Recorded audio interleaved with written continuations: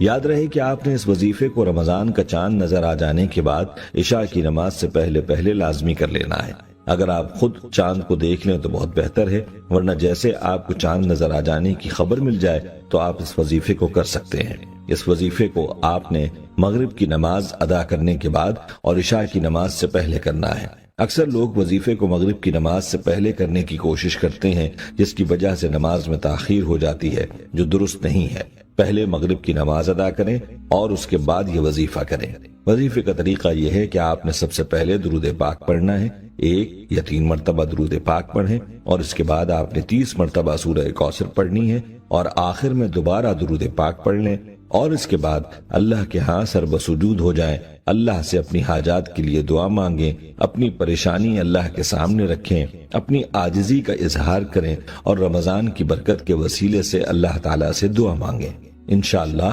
اللہ کے فضل سے ان مبارک لمحات کی برکت سے آپ کی دعا قبول ہوگی، آپ کی جو بھی جائز حاجت ہوگی پوری ہوگی، اور جس پریشانی کے لیے دعا کریں